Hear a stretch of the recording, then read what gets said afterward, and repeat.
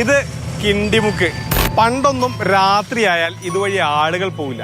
കാരണം എന്താണെന്നറിയോ? പ്രേതപ്പേടി.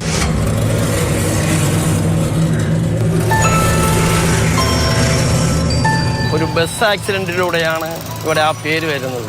ചെറിയ കുട്ടികൾ കളിക്കുന്നത്, നമ്മൾ വീട്ടിൽ അലങ്കാരത്തിനൊക്കെ വയ്ക്കുന്ന ചെറിയ കിണ്ടികളുമായി ഒരു കച്ചവടക്കാരൻ ഈ ഒരു ബസ്സിൽ, കണ്ടാത്ത ബസ്സാണെന്ന് തോന്നുന്നു, 50 കൊല്ലത്തോളം മുമ്പുള്ളതാണ്, ബസ്സിൽ കയറി വരികയും ഇവിടെ വെച്ചൊരു ലോറിയുമായി ഒരു ആക്സിഡൻറ്റ് ഉണ്ടാകുകയും അതിൽ 4 പേര് മരണപ്പെടുകയും ചെയ്തു. അതിൽ ഇദ്ദേഹവും മരണപ്പെട്ടു. ആ ആക്സിഡൻറ്റ് ഉണ്ടായപ്പോൾ ഈ ബസ്സിൻ്റെ ബാക്കിലാണ് ലോറി കൊണ്ടിരിക്കുന്നത്. കിണ്ടി വെച്ച് ആ ബാഗോടുകൂടി തെറിച്ച് ഇവിടെ മുഴുവൻ കിണ്ടിയായി. 100 കണക്കിന് കിണ്ടികൾ തെറിച്ച് കിടക്കുകയും 2 ബോഡി ഈ കിടക്കുന്നത് കണ്ടപ്പോൾ ആൾക്കാർക്ക് ഒരു പൊതുവെ ഒരു ഭയവും ഒരു കാഴ്ചയ്ക്കൊരു വിരൂപം പോലെ തോന്നുകയും ചെയ്തു. അന്നു മുതലാണ് ഇത് കിണ്ടിമുക്ക് എന്നായി അറിയപ്പെടാൻ തുടങ്ങിയത്. ആ അപകടം കഴിഞ്ഞ് കുറേ വർഷങ്ങൾക്ക് ശേഷം കാലത്ത് ഏകദേശം 7 to 7:30 ഇവിടെ ഈ കിണ്ടിമുക്കിലൊരു പുളി ഉണ്ടായിരുന്നു. ഈ പുളിയോട് ചേർന്ന് ഒരു കാറും ഒരു ലോറിയുമായിട്ട് നല്ലൊരു അപകടം സംഭവിച്ചു. ആ അപകടത്തിൽ ഏകദേശം അന്ന് എൻ്റെ ഓർമ്മ ശരിയാണെങ്കിൽ 11 ആളോളം മരണമടഞ്ഞു.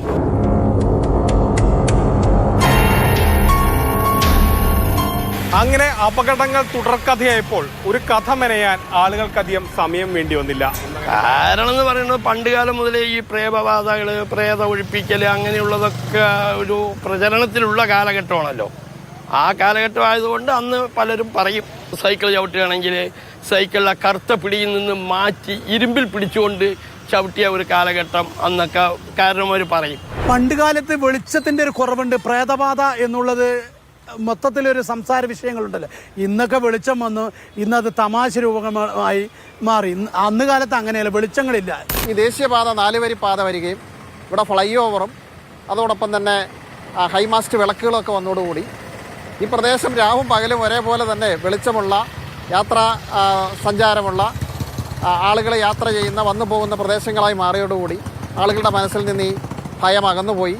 ഒരു കണക്കിന് സ്ട്രീറ്റ് ലൈറ്റ് വന്നതും ഹൈവേ വികസിച്ചതും കടകൾ വന്നതുമൊക്കെ ഈ നാട്ടിലെ അന്ധവിശ്വാസത്തെ ഇല്ലാതാക്കിയെന്ന് പറയാം. മൽഗോഷി മോഹനൊപ്പം ഗോകുൽ VS, മാതൃഭൂമി ന്യൂസ്, പാലക്കാട്.